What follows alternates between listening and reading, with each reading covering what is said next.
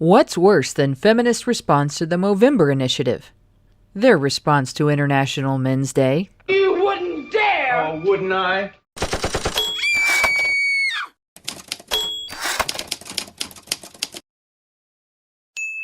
HBR Talk with Hannah Wallen. Last week on HBR Talk, we discussed the Movember Foundation and feminism's evolving opposition to the organization and its men's health initiatives. This week, we're approaching International Men's Day, another initiative that feminists have for years turned up annually to bemoan and belittle. The same ideology that tells us male suicide is a result of toxic masculinity, or more specifically, men's tendency to not speak up about their issues the way women do, also tells us that International Men's Day is unnecessary because men don't have issues to highlight.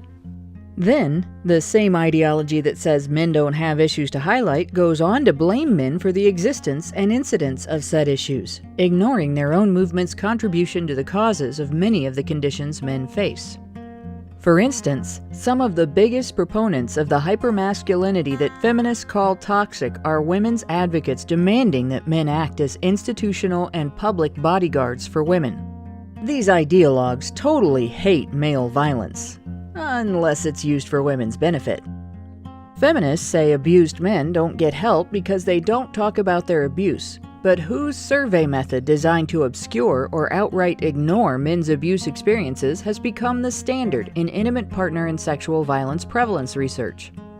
Oh wait, that'd be feminist professor Mary P. Koss, whose work was promoted by feminist icon Gloria Steinem in feminist publication Ms. Magazine. The data from that type of research is used as guidance for police and prosecutor response to reports of these types of violence, leaving men with little to no recourse and great risk of being presumed perpetrators instead of victims, regardless of the facts of their cases. We're told every day is International Men's Day, but what exactly does our society do every day for men that would make it anywhere near the equivalent of the treatment women get on International Women's Day? What discussion about men's issues is commonplace on any normal day? In what ways are men ever celebrated just for being men? What society-wide efforts are in place to recognize ways in which men are disadvantaged, and what reform initiatives are in place? If your list is coming up sparse or empty, perhaps, maybe it's because not every day is International Men's Day. So perhaps, if critics of the celebration really are part of a movement that is about equality, one day out of the entire year could be about men's issues, men's lives, and celebration of men and masculinity, just as International Women's Day is for women. I'm not talking about a day during which women's advocates disparage rugged masculinity outside of service to women as toxic, order men around, try to determine their identity for them, and castigate and admonish them over their supposed patriarchal crimes of privilege and prejudice.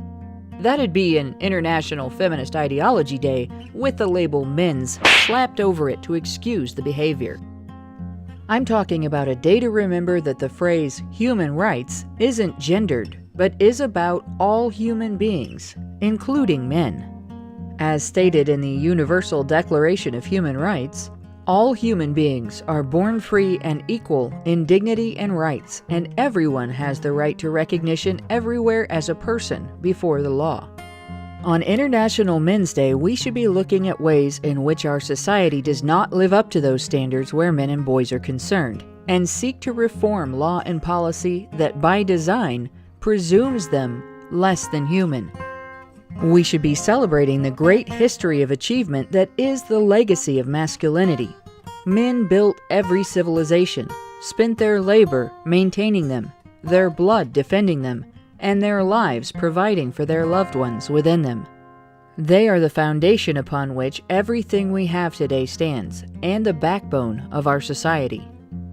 Ideology that dehumanizes the entire male gender in response to women's issues treats them as gods and devils, all-powerful, all-knowing, and all-consuming. Its practitioners can dismiss male victims of abuse because those gods can take care of themselves.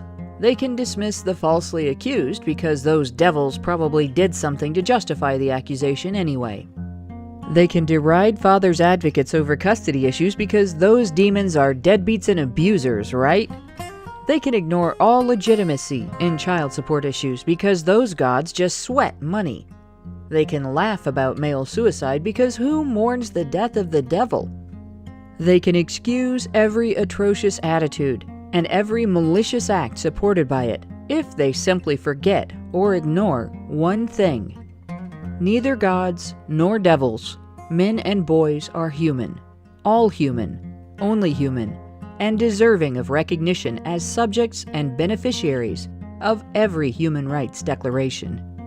This International Men's Day is a great day to celebrate men and to support men's human rights, because men are human.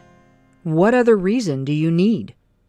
This week on HBR Talk, we'll be discussing International Men's Day, feminism's historically hysterical reaction to it, and why there needs to be a day to highlight men's issues and celebrate men's humanity.